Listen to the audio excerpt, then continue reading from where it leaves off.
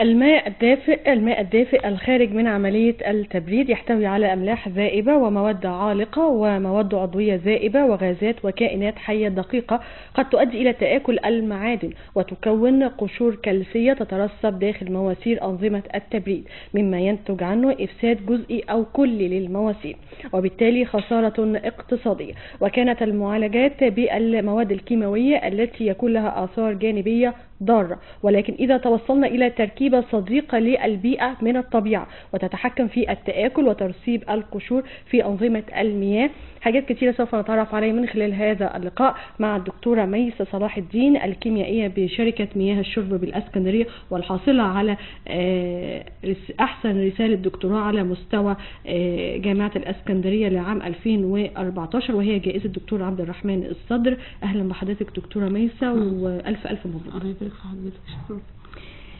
قد يكون المقدمة اللي أنا قلتها يعني صعبة شوية بالنسبة للمواطن العادي، لو نشرحها كده بشكل بسيط وسلس. هي الفكرة كلها قايمة إن دول العالم بتتجه ناحية استخدام جرين كيميكالز، بمعنى ان احنا نستخدم حاجات خضراء او ما يكونش ليها تأثير ضار على البيئة، ويكون في نفس الوقت اقتصاديا يعني مش مكلفة، وملهاش تأثير برضو على الوركر او العمال اللي بيشتغلوا في نفس المكان. فبدأنا ان احنا نشوف مثلا ان احنا بنبرد في المصانع، سواء مصانع البتروكيماويات او مصانع البترول او السكر او الادوية، بيستخدموا المياه في التبريد. فعشان يقللوا من فكرة استخدام المياه بدأوا ان هم يتجهوا لعمل الريسايكليتنج ووتر سيستم، ان هو يعيد استخدام المياه، بمعنى ان هي بتدخل مياه ساقعة وتستخدم في التبريد فتخرج دافية. جوه السيستم ده المياه بتتعرض لارتفاع في البي اتش بتاعها وارتفاع في درجة الحرارة، الى جانب ان هي فيها املاح، فبتؤدي ان هي ترسب قشور كلسية وتعمل تآكل في السيستم. فهم علشان يعرفوا، خلينا بدون قطع كلام حضرتك دكتورة ميسة، خلينا نبسطها للسادة المشاهدين بالبراد اللي على النار مع تكرار غلي المياه بيتكون قشور جوه البراد اللي هي بتضطر ست البيت ان هي تنضفه بالدعك كده. تمام. مع وجود الغليات بيبقى طبقات سميكة لدرجة ان هي يعني وجود القشور دي بيؤدي ان هو تكوين لاينز يعني بسيطة جدا، يعني يبقى المواسير تتحول ان هي تتقفل وتتحول لسيك لايننج جوه المواسير دي، فتوقف خطوط انتاج، توقف خطوط انتاج كامله. وعمليه المينتنس بتاعتها المعالجه بتبقى طبعا مكلفه جدا، الى جانب ان هي بتقلل من كفاءه السيستم نفسه، فبضطر ان انا اوقف خط انتاج كامل عشان ابتدي اعالج اللي ممكن تسبب لي تآكل السيستم كله، يعني توقف خط انتاج كامل. والمواد اللي انا بستعملها في المعالجه بتبقى مستورده من الخارج، بالدولار، مستورد من الخارج بالدولار. فتكلفه كبيره جدا ان انا اولا بستخدم مواد كيميائيه في المعالجه عشان تزيل القشور والتآكل وتضاف للميه. ثانيا انا يعني تكلفه اقتصاديه، وعمليه ان انا اوقف خط انتاج في شركه ده تكلفه تانية، تعطيل الانتاج طبعا. فبنضطر ان انا يعني استخدام المواد دي بيبقى عمليه صعبه جدا. فبدانا ان احنا في معظم دول العالم بداوا يتجهوا ازاي نحافظ على البيئه، فاستخدموا حاجه اسمها جرين كيميكالز اللي هي الكيمياء الخضراء. اولا لان هي تاثيرها ملهاش تاثير على البيئه دي، اولا مش مكلفه اقتصاديا، وملهاش تاثير على صحه الوركر بتاعنا. فالفكره كلها جت من ان احنا يعني في اعشاب موجوده في الطبيعه، ليه ما نستخدمهاش في ان هي تزيل القشور والتآكل الموجوده في. طب ايه اللي خليكي بقى تفكري في الاعشاب؟ هي الفكره نفسها كانت فكره الدكتور المشرف الدكتور عصام خميس، رئيس مدينه الابحاث العلميه، وهو كان المشرف بتاعي، وهو اللي فكر في مجموعة الأعشاب دي ومجموعة الطحالب اللي احنا استخدمناها. وكان معانا طبعا في لجنة الإشراف دكتور عصام الرافعي، وهو اللي تابع الشغل العملي والخطوات الكتابة نفسها، واشتركوا في وضع نقطة البحث يعني وطريقة العمل بتاعها. بس فبدأنا ان احنا نستخدمها. احنا عارفين مثلا ان انا استخدمت الحرجل والبردقوش. الحرجل نفسه بيستخدم في تفتيت الحصاوي بتاعة الكلى، والبردقوش في التخسيس وفي المغص وفي حاجات دي. فبدأت ان انا اشتغل على المادتين دول. عملت زي artificial sea water، جبت ميه مقطره وحطيت فيها نفس املاح ميه البحر بتركيز نفس التركيزات او تركيزات اعلى شويه عشان اسرع السيستم. وبدات ان انا ادرس تكوين السكيل على طبقه الستيل، يعني الكترود بنفس الماده المصنع بها الفايبس بتاعت المصانع اللي هي الغليات. تمام. يعني اول المواسير نفس الستيل نفس الكونتنت. وبدات ان انا اعمل نفس الكونديشن اللي يتعرض ليها عمليه نفس الحاله او الوضع نفس الحاله في المصانع. تمام. واكون طبقه القشور دي واشوف اضيف مثلا كونسنتريشن يعني تركيزات مختلفه من الاعشاب دي او من الطحالب دي للسيستم بتاعه، واشوف هل هي بتمنع تكوين السكيل والكروجن او ما بتمنعش. فلقينا في النتيجه تاكل وتكون القشور الكالسيه. لقينا في الاخر النتيجه ان وجود اللي هي المثبطات دي عندها ديوال افكت، يعني ليها صفتين، بتمنع تكون القشور وبتمنع تاكل المعادن. وكانت يعني بتعمل كده عن طريق ان هي بتعمل ان هي بتحول الطبقه بتاعت السكيل دي من كالسيوم كربونات في صوره كالسايت اللي هي طبقه او النوع اللي ما بيدوبش، بتعمله عمليه تحول وتحوله لنوع تاني اسمه الارجونايت اللي هو بيدوب في الميه، يتحوله مركب دايب بدل ما يترسب على سطح السيستم ويوقف خط الانتاج. حضرتك جربتي الحرجل والبردقوش وطحالب خضراء وحمراء؟ تمام. الخضراء والحمراء ضمن النوع الطحالب اللي متوفر عندنا على الساحل المصري عامه. على الساحل المصري. اكتر حاجه فيهم جابت تاثير قوي وفي نفس الوقت التكلفه بتاعتها قليله. هم الاربع انواع الاعشاب او الطحالب اللي انا استخدمتهم الاربعه تكلفتهم قليله جدا. كان اعلى نتيجه فيهم الحرجل. كان بيهمني جدا ان انا اعرف الاوبتيموم دوز، يعني اقل تركيز يدي نتيجه عاليه. فكان الحرجل وتوصلت ان هو عنده صفه ان هو يمنع تكون القشور الكالسيه وفي نفس الوقت يمنع التاكل بتركيز 50 بارت بير مليون. فلما انا توصلت لكده بدات ان انا يعني دكتور عصام خميس بدا يعرض فكره طب ليه ما نقارنهوش بمنتج يستخدم في الصناعه، ماده كيميائيه تستخدم في الصناعه. فبدات ان انا ادور على شركه، يعني احد الشركات اللي ممكن ان هي بتستخدم مواد كيميائيه في عمليه الانتي سكيلنت والانتي كوروجن. فوجدنا شركه بتاخد الروتر او الميه بتاعتها من ترعه النوباريه وتدخلها على محطه تحليه خاصه بيها داخل الشركه عشان تعمل ازاله لكل الاملاح اللي ممكن تتواجد وتسبب تكون القشور دي او التاكل. وبعد كده بتمشي الميه دي في خطوط معرضه لتنكين، تانك فيه ماده اسمها تراي صوديوم فوسفات وماده اسمها NaCl. بتضيف المادتين دول بنسب معينه على الميه اللي داخله على في السيستم بتاع الهيت ده، وعشان واحده فيهم بتشتغل كانتي سكيلنت والثانيه كانتي كوروج. وتبتدي ان هي دي الطريقه اللي بتستخدمها عشان السيستم بتاعها ما يبوظش وما يتعرضش للسكيل او الكوروجن. بدات اشتغل بنفس الميثود بتاعتهم وبنفس الميه اللي هم شغالين بيها بس باستخدام الحرجل بتاعي. لقيت ان هو عاطي نتائج احسن من المادتين الكيميائيين المضافين. اولا ثمنهم غالي جدا، استيرادهم من الخارج غالي جدا، الى جانب ان NaCl دي تفاعلها في الميه السخنه نفسه او تعرضها لدرجه حراره عاليه. هي ايه بقى؟ دي نوع من انواع اما بيجي يتحلل بيدي ماده اسمها هيدرازين. الهيدرازين ده كارسينوجينيك على العمال. فطبعا ماده بتسبب كانسر وجانب ثمنها غالي جدا، وخساره اقتصاديه يعني جامده. وصاد حرجل الماده عشب طبيعي متوفر في مصر وفي في اي حته. يعني كنت بشتري يعني الكميه اللي انا اشتريتها تقريبا ب 2 جنيه الرساله كلها. والله الرساله كلها اللي انا عملتها بيها. كنت باخد الحرجل ده حتى يعني عمليه التحضير بتاعته سهله جدا، او اي عشب فيهم كنت بحطه في ميه مقطره وابتدي ان انا اغليها واخد الفلتريت افلتره واخد الفلتريت وهو ده اللي انا كنت بشتغل بيه. فعمليه التكلفه بتاعتها كانت بسيطه جدا، وعمليه التحضير بتاعتها بسيطه مش مكلفه ولا ضاره، وعلى البيئه طبعا جرين كيميكالز ملهاش اي تاثير على البيئه.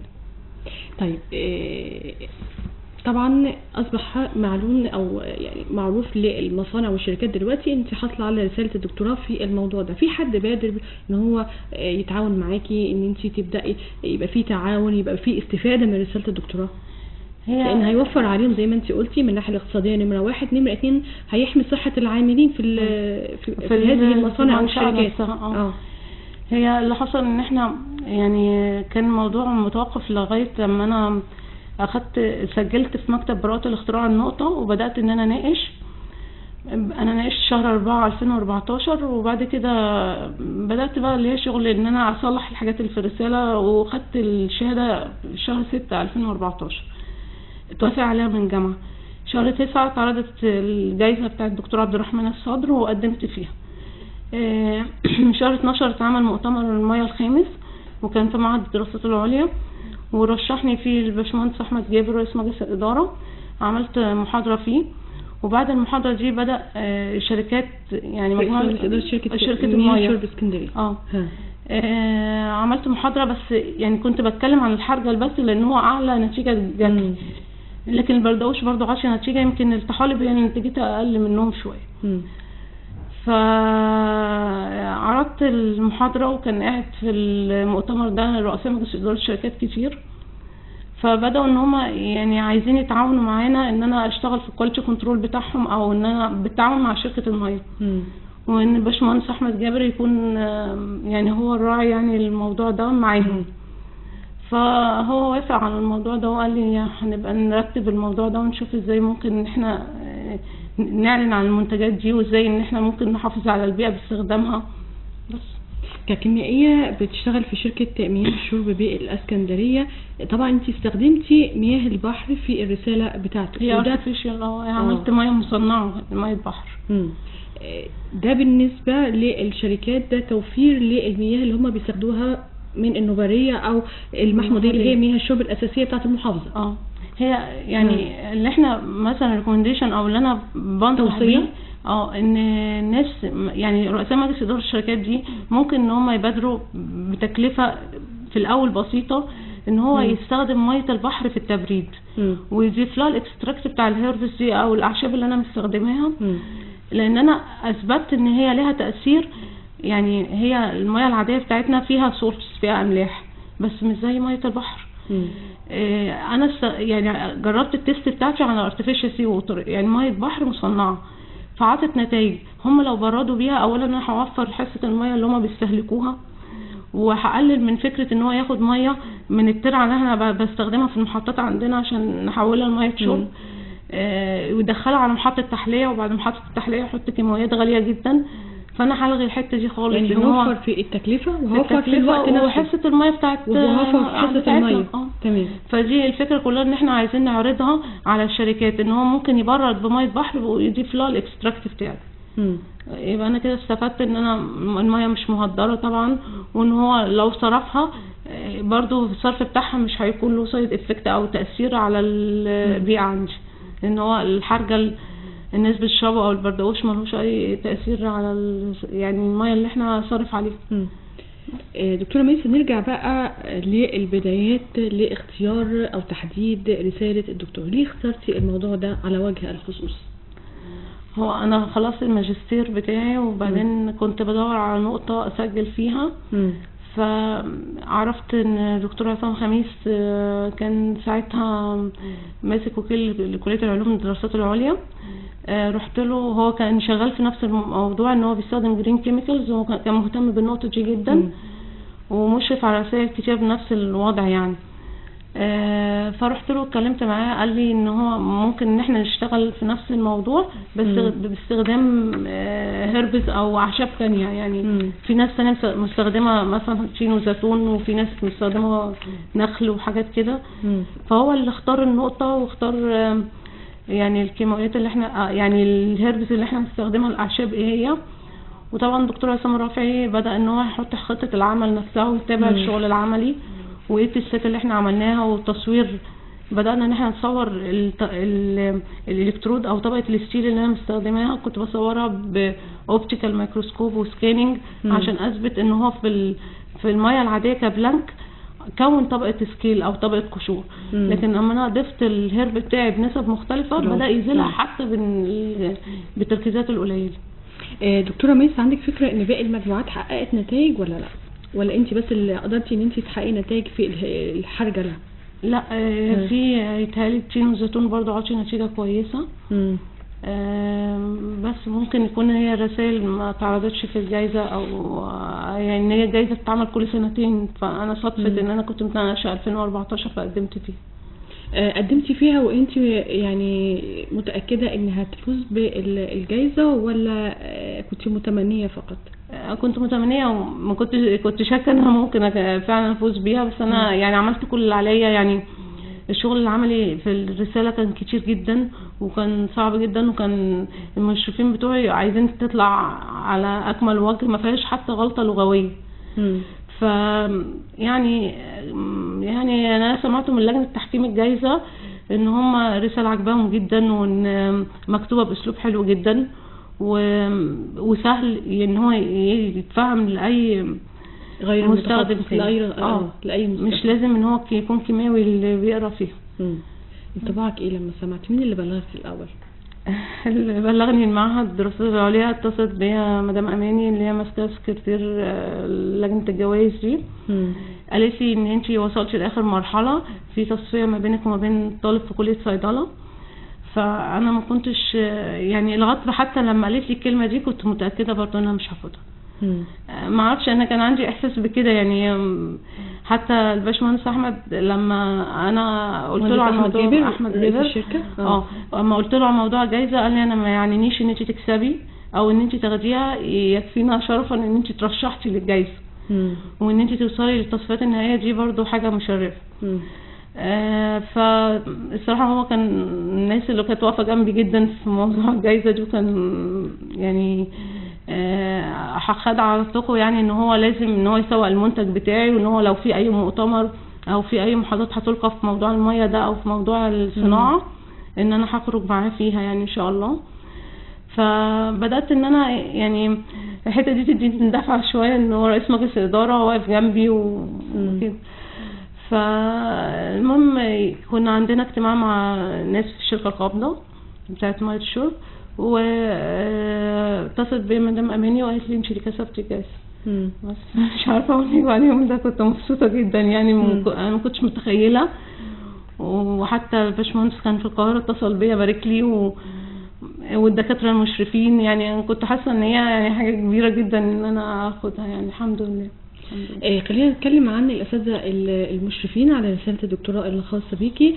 هو ليس فقط استاذ واحد ولكن 3 اساتذه دكاتره واستاذ مساعد. دي تعتبر في صفك من حسن حظك؟ هي من حسن حظي اولا لان الاسامي الدكاتره بتوعي كبار. يعني استاذ دكتور عصام خميس رئيس مدينه البحث العلمي، واستاذ دكتور عصام الرافعي كان عميد المعهد واستاذ هندسه المواد، وبالمصادفه برضو دكتور عصام الرافعي كان المشرف بتاعي في الماجستير وفي الدبلوم. هو يعني بابايا بجد يعني. وفي دكتور اشرف مصطفى كان من الكليه، هي الرساله تعاون ما بين الكليه والمعهد. وفي دكتور احمد الحفناوي ده اللي كان الاستاذ المساعد اللي هو كان واقف معايا في الشغل العملي وهم طبعا اساتذه كانوا بيتابعوه وبيشوفوا النتائج، ولو احنا محتاجين تيست تانية نزود نسبه بيها. دكتور عصام خميس كان بيحاول بقدر المستطاع ان هو يبين ان التجربه ناجحه. كانت مكتفين في رسائل كتير بالاوبتيكال مايكروسكوب. دكتور عصام صمم ان هو يتعمل سكاننج وهو دكتور اشرف. ودكتور عصام رافعي قال نعمل IR ان احنا ايه بقى ايه الIR؟ نعرفينا بالمصطلحات. الانفراريد ان هو كان بربي طبقه القشور دي على سطح الستيل، وكنت باخدها بالقشط كده وادخلها على جهاز بيركن إليمر انفراريد واشوفها. كان في حاله البلانك اللي هي ميه البحر بس الارتفيشال سي ووتر دي اللي انا مستخدماها، كان بتظهر البيكس بتاعه السي دبل بوند او سي او، دليل على ان في كالسيوم كربونات في طبقه سكيل متكونه. لما في حاله اضافه نسب حتى مختلفه من المثبطات بتاعتي، لقيت البيكس دي بدات الانتنسيتي بتاعتها حدتها تقل. معناها ان وجودهم ثبت يعني لغى وجود طبقه السكيل. فدي كانت وسيله يعني مثلا اللي مش فاهم في الاوبتيكال اهو بالIR اثبتنا، وبالسكاننج بالتصوير اثبتنا ان هو تحول من صوره الكالسايت فورم للارجونايت فورم، من الحاجه اللي ما بتدوبش للحاجه اللي بتدوب. لا بالاوبتيكال اهو بالصور الميكروسكوب العادي في طبقه سكيل متكونه في حاله الارتفيشال او البلانك بتاعي، واتلغت خالص في حالة استخدام نسب مختلفة من المثبط نفسه. انت في الرسالة بتاعتي، في الرسالة الخاصة بتاعتك، اوصيتي باستخدام هذه المعالجة كل قد ايه، ولا لا باستمرار طول ما هي الغلاية شغالة وطول ما في مرور للمية في المواسير طول ما المعالجة مستمرة؟ لا، هي زي ما بيتعمل عندهم مثلا، زي ما بيضخوا كيماويات طول ما الغلاية شغالة او الهيت اكسشينجر شغال، السيستم نفسه شغال، بدل ما هيضخوا كيماويات هيضخوا اللي هي العشب نفسه بالتركيز اللي هو يتناسب مع المنشأة نفسها. فهي هتبقى مثلا ان انا اتعامل مع المنشأة، ان انا اعرض عليهم الفكرة ونبتدي نطبقها على المياه اللي هم مستخدمينها، ونشوف انهي تركيز ملائم ليهم ونبتدي نشغله. يبقى وفرنا في كل حاجة، تمن الكيميكالز وصحة الوركر بتاعتهم واستخدمنا مادة ما تضرش البيئة.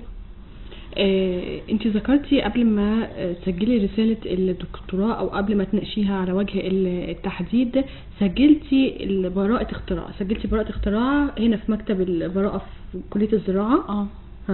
وبعد كده حصلت عليها من أكاديمية البحث العلمي في القاهرة. هي انا رحت طلبت ان انا عايزة اسجل الرسالة بتاعتي. طبعا كان بداية ان انا ما ينفعش اعرض اي حاجة عن، يعني لو اتعرضت الرسالة في مجلس قسم يبقى خلاص كده ما ينفعش ان هي تسجل براءة اختراع. فقبل ما كنت يعني اعرض السيمينار بتاع اللي هيقولوا ان انا هناقش امتى، رحت مكتب براءة الاختراع في كلية الزراعة وبدأت ان انا اشوف ايه اللي هو المطلوب مني. فاعطوني مجموعة كده من الطلبات، ان هو يكتب ملخص للرسالة عربي وانجليزي، وايه وجه الاستفادة منها، وايه اللي اتعمل قبل كده في نفس الموضوع، وايه اللي انا ضفته، وفي نفس وايه اللي انا شايفاه ان هو ممكن يشتغل ازاي، عربي وانجليش. وان هو كمان كان عندنا ان انا اكتب المنتج بتاعي باسمه وطريقة تحضيره عربي وانجليش، علشان لما تيجي تتسجل براءة اختراع محدش يعني يبقى متسجلة باسم اللي هو عاملها، يعني حفاظا على حقه الفكري يعني. فالمفروض ان هو اتقال ليا ان هو الوقت ده تكملة الورقة دي بتاخد مدة، بس انا كنت عايزة اخلص يعني الموضوع. عملته بسرعة وعرضته على المشرفين بتوعي فقالوا اوكي ماشي كويس. رجعت الورقة تاني مكتب براءة الاختراع، واخد تقريبا شهرين يعني في الحدود دي، وجابوا لي الرقم بتاعي كان 101 على 2014. اول ما خدت الايصال ده عرضت الرسالة على مجلس القسم، وبدأت امشي بالسيكونس العادية ان انا ابتدي اناقش يعني. بس طموحاتك ايه دكتورة ميسة؟ نفسي الرسالة تتعمم، يعني ان هي شايفاها ان هي نقطة كويسة، يعني ان انا هوفر في الدخل، هوفر في حصة مية لو احنا استخدمنا فعلا مية البحر، فهتبقى حاجة كويسة في صالح مصر. يعني ان هو اوريدي بدأ الكلام ده يتعمل في الخارج. يتعمل في الخارج؟ فكرة الجرين كيميكالز دي اساسا فكرة على مستوى العالم، مش احنا بس يعني اي دولة فيها مطبقة الموضوع، اي دولة مطبقة الجرين كيميكالز. هم دلوقتي هو انا قصدي ان الاتجاه اللي ماشي ان احنا بيقللوا من فكرة استخدام الكيماويات عامة، وان هو بيتجه ناحية تكوين ان هو يستخدم كيمياء خضراء ما تأثرلوش على البيئة، يقلل تأثير على البيئة. عشان كده هم تلاقي عندهم الاهتمام بشؤون البيئة احسن كمان يعني من اي دول عربية. بس الى جانب كارير الوظيفي، ناوية تكملي في المجال العملي العلمي، المجال العلمي؟ هو يوم التكريم بتاعي لاستلام الجائزة بتاع الدكتور عبد الرحمن الصدر كان حاضر المحافظ، ونوه على ان احنا اللي هو طارق المهدي ان احنا ما ينفعش ان احنا نعمل رسائل ونحطها على الرفوف وما نستفادش بيها. فهو طلب مني ان احنا يعني كانت الحفلة يوم الثلاث، قال لي يوم الثلاث اللي جاي هتجيبي بمشروع محددة من الشركات اللي واقعة على الطريقة النوبارية، وهنبتدي ان احنا نتعامل معاهم اوريدي ونعرض عليهم الفكرة بتاعتنا ونشوف ازاي الاستغلال هيتم يعني المنتج بتاعه. انا بس بستاذن حضرتك ان يكون في متابعه معاكي من البرنامج معاكي للشركات اللي هي اخذت الموضوع بشكل جدي وبدات تعمل تعديلات وتوفيقات لاوضاعها فيما يختص بمعالجه المياه التبريد. ان شاء الله. دكتورة ميسة صلاح الدين، الكيميائية بشركة مياه الشرب بالاسكندرية والحاصلة على احسن رسالة دكتوراه على مستوى جامعة الاسكندرية عام 2014 وهي جائزة الدكتور عبد الرحمن الصدر. الف الف مبروك، بتمنى لك مزيد من النجاح والتوفيق ليكي دايما. شكرا. بنصل الى نهاية حلقتنا النهاردة من اسكندرية مباشر لأسرة يوم الجمعة. زي ما احنا شايفين هناك عمليات ارهابية خسيسة بتجرى، ولكن هناك يد بتبني وهناك يد بتحمل السلاح. بالرغم من كل هذه العمليات الإرهابية لن تثنينا عن السير قدما لإعادة بناء هذا الوطن. جميع المواطنين المصريين الشرفاء مرة ثانية بنتقدم بخالص التعازي وأصدق المواساة، ليس فقط لأهالي شهداء الوطن شهداء الواجب، ولكن لأفراد الشعب المصري العظيم. نصل إلى ختام حلقتنا النهاردة من اسكندريه مباشر لأسرة يوم الجمعة، لكن خلينا ننوه ان احنا على انتظار نحن في انتظار كلمة للرئيس عبد الفتاح السيسي بعد قليل.